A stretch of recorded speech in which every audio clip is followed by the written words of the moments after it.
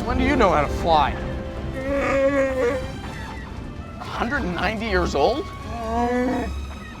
You look great. Hey guys, Rob and Chastity here with a full spoiler review of Solo, a Star Wars Story. Oh yeah, but first, before we get into what we thought of the movie, please subscribe to GameSpot Universe for more TV breakdowns of Legion and Westworld and lots of movie reviews. And before we get going, it goes without saying, lots of spoilers ahead. You've been warned. Watch it first. All right, Rob, what was your initial reaction to Solo? Initial reaction was, I really liked it. I had a grin on my face throughout the entirety of the movie. It wasn't necessarily my favorite Star Wars movie, but it was definitely enjoyable. Like, you know, for what Lord and Miller, departing and all of the, kind of shaky production of this movie, it Back came and out, forth, yeah, like it came out totally fine. Ron Howard did a fantastic job, and I walked away like totally satisfied. Yeah. Like, would totally recommend it. What about you? I've been a Star Wars fan most of my life, and this was the first time I was the most skeptical and kind of not super hyped going into a Star Wars movie. Right. But I was kind of pleasantly surprised. It was fun. I had a good time. It's a perfectly fine popcorn movie, and I think that people should see it. But yeah, it's compared to other Star Wars films, it was different. It was focused on one character, but I think it was pretty faithful to Han. Yeah, absolutely. That's a good point. It's really, you want to immediately compare it to Rogue One, right? Because these are standalone from the bigger saga. Mm-hmm. It's probably the most different in that it doesn't have that scale, right? It doesn't have the scale. Even Rogue One at the end of that battle was gigantic, and it was still heavily tied into the A New Hope. The saga was still present in Rogue One. And maybe one of the most epic third acts I've seen in film in a long time. Yeah, honestly. And here it was very much isolated, honed in on just Han, Chewie, and that kind of ragtag group of smugglers. Ultimately, you could compare it to a heist film, right? You kind of knew that going in. Exactly. It's very much just a heist film. You know the outcome for the most part. Exactly. It's on such a different scale, but it's still a lot of fun. If you come with us, you're in this life for good. You might want to buckle up, baby. All right, what did you think of this version of Han Solo? This version of Han Solo, yeah, I think he totally nailed it. He really pulled it off. I was surprised. He really did.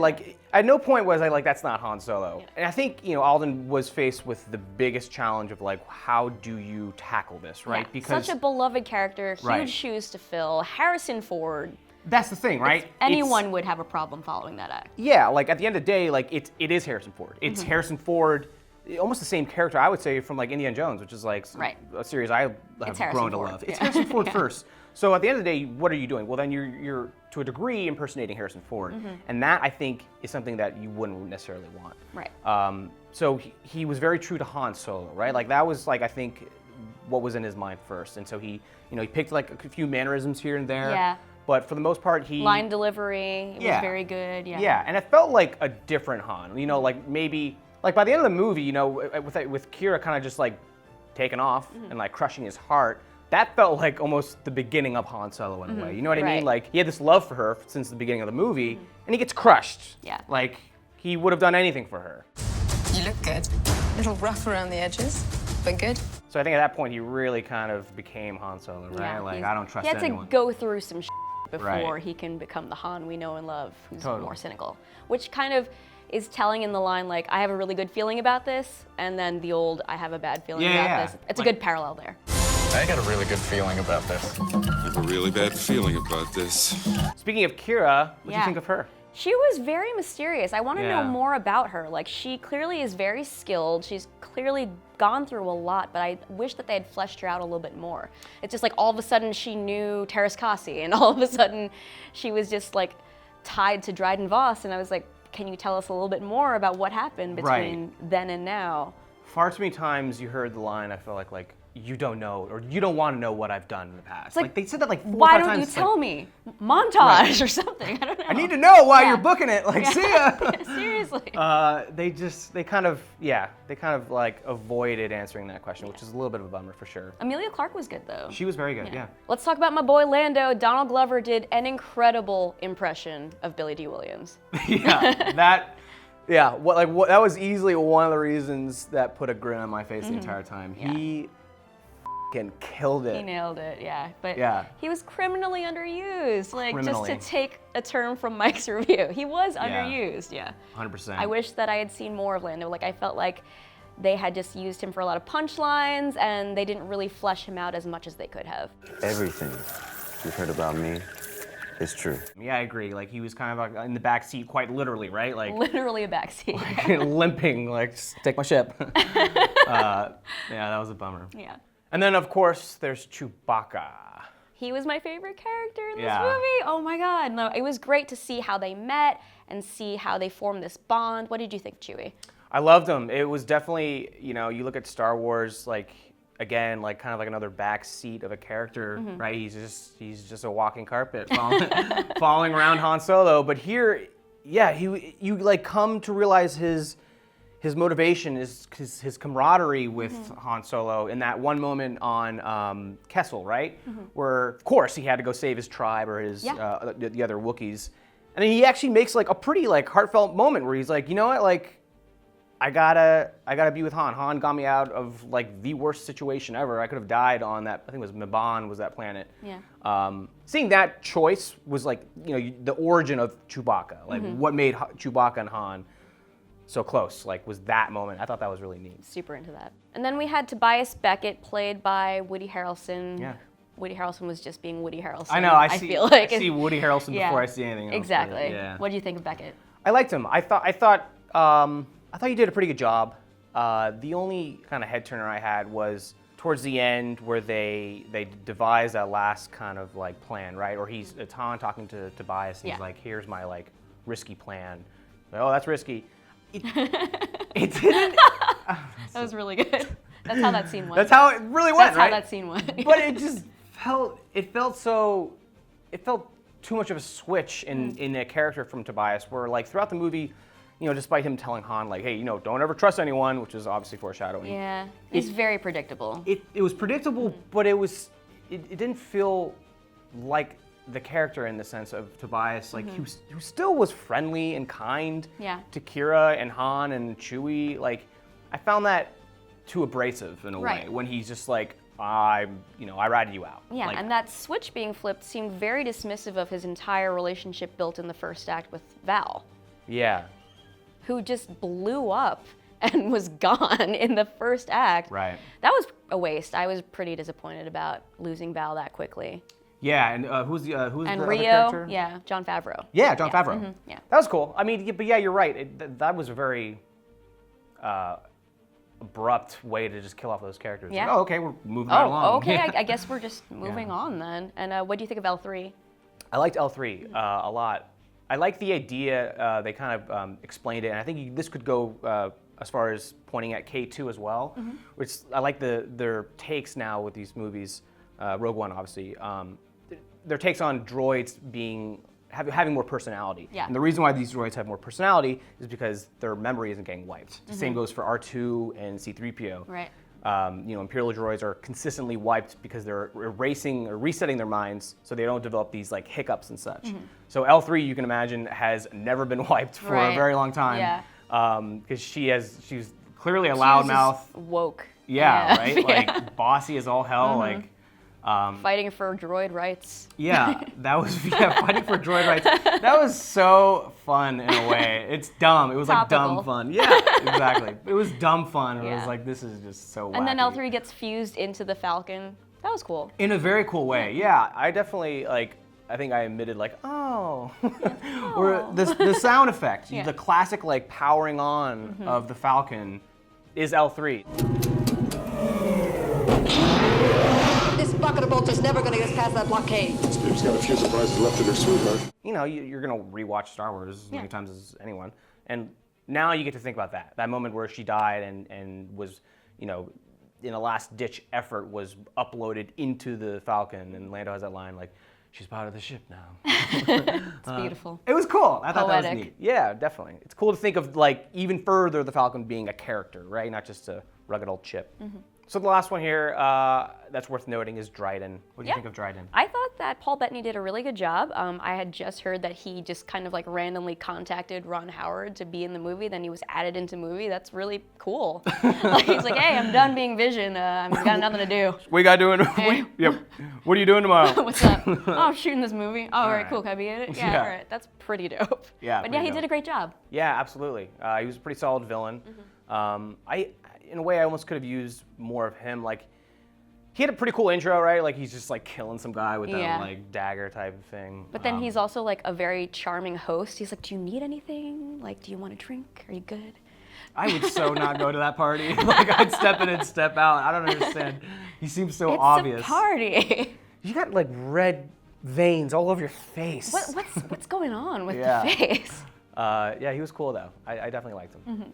Okay, let's talk about Easter eggs. So let's go with our favorite Easter eggs, not the full list. If you want the full list, go to GameSpot.com. But Rob, what do you got? Favorite Easter eggs? Favorite Easter eggs. The most recent one that I saw on Reddit was the VCX 100, which is the fake ship that Han has. Yeah. That he was trying to offer during the card game. Correct. Yeah, that is actually the same model as the Ghost in Rebels, which is pretty neat. Oh, there you go. Yeah, like the movie has tons of that stuff. Yeah. Kind of a third wall breaking one, but when Han is on Corellia and he's about to walk into and apply for the Imperial Navy pilot position, they show like the entrance of the building and it's playing the Imperial March, like muffled. I didn't even notice that. Really quick, Nice. but it's like, wow, that's the first time they've like owned it in a movie. You know what I mean? That's very meta. I like Very that. meta, yeah. And then Kira is trained in Terras Kasi, which you might recall as the hand-to-hand combat used in the 1997 game Star Wars Masters of Terras Kasi. It's a deep cut. It's It's pretty awesome. And then there's Han's golden dice, which we just saw in The Last Jedi, and you see it very blatantly all over this film, back and forth between Kira and Han. It's even the last shot of the movie.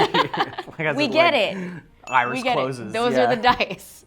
And then there was also Warwick Davis. Everyone knows him as Wicket on Endor. And he's been throughout Star Wars films dressed in something. So there's the Phantom Menace. He's briefly in there. He's working for Jabba as the character Weasel. And that's the same character here. Only he's got a couple more lines, which is pretty neat. And the big Easter egg, Darth Maul. Yeah. I thought he was dead. Yeah, he's definitely not dead. Did he die like twice? He's died many times, right? So he's alive? Okay. Yeah. Okay. So he What's your take on this? My take, it's a little mixed, but I can at least appreciate people who are really big into Rebels and Clone Wars, the animated shows. I've watched a few. I myself can't really get into them, but he is pronounced there in both of those series. So I think that's more of a nod to those guys, and that's totally fine. Sure. In my opinion, it was just such a ham-fisted fan service where it felt unnecessary, and it just it's like, haha, right. Here's the payoff. It immediately needs a sequel, right? Like we need to know that Darth Maul is involved with Kira, and where does Kira go? I don't know. I felt that was a little forced. Yeah. It was cool. It was cool, but I was just really confused. I was like, yeah. Is that Darth Maul, or is that guy who looks like Darth Maul? I thought Darth Maul was dead. Right, like that's the thing. If you haven't seen the Clone Wars or Rebels, you would think that. You'd be like, I thought he was dead. Like, why is he here? And it's just so brief too, right? Like, it'd be cooler if he was even hinted at, like, I don't know, halfway through the movie or something like that. Sure. But they wanted that big reveal. Right. So we see Darth Maul ask Kira to join him on Dathomir, which is a remote neutral planet we've previously seen in Star Wars The Clone Wars, and Darth Maul also had a comic series called Darth Maul, Son of Dathomir. Okay, so let's give this thing a verdict. So let's talk about the good and the bad. Starting with the good. So I think this was a great looking film. What do you think? Yeah, absolutely. Like the Kessel Run stands out to me as something I would want to watch many times. On a big screen. On a big screen, sure. But also just hearing that asteroid chase music, like doing like a barrel roll into a TIE fighter, like that's good stuff. That is good stuff. That is good stuff. The action was very good. Like it's a very action-packed film. It's very fast-paced. Like I said earlier, like 2 hours just flies by really quickly. Oh, definitely. Yeah. And it's consistent. Like there weren't any moments, you could look back at like Force Awakens. There's like the Rathtar scene where it's like people kind of go, oh.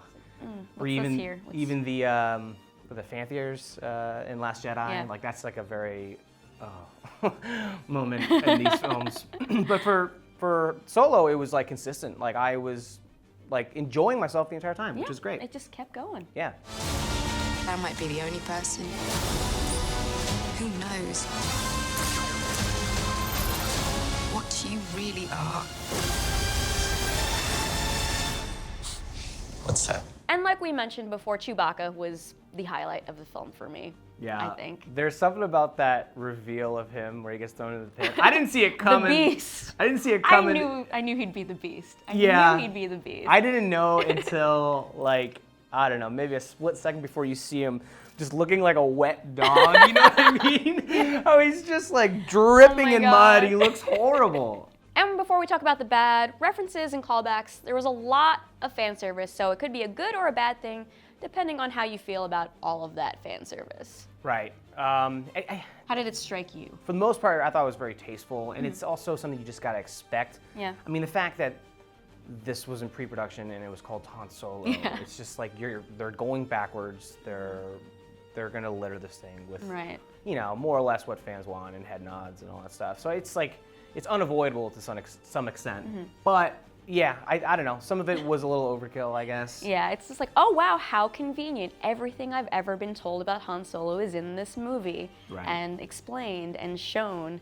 And it's like, yes, it's the blaster, it's the dice. It's like, okay, we get it.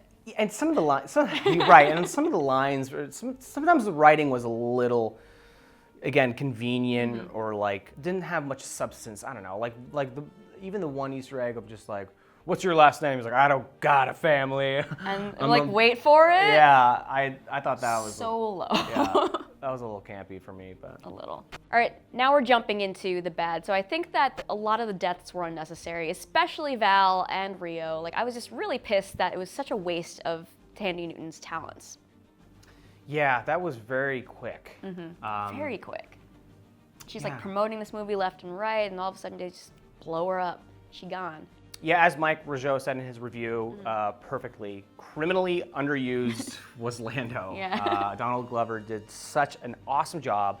You just wanted so much more from that character. So much more. Just like flesh that character out. He was just such a sidelined joke character. And it's like, oh, he's kind of goofy and kind of zany compared to Billy Dee, but he was younger, so, you know, he was very silly and just always playing games and having cards up his sleeves. It was so smart. It was so smart in many ways too. I'm just remembering like that cape scene, right? Like he's got a cape for like every event. He does. I kind of like that. I love it. I thought that was fun. I like his cape closet. Yeah, I mean, like you got to go some direction, right? Yeah. Like it's almost like he's just a younger version, right? Like he's like a younger, more like ambitious, like extravagant type Lando, like it's classy. It's just so fun to see that.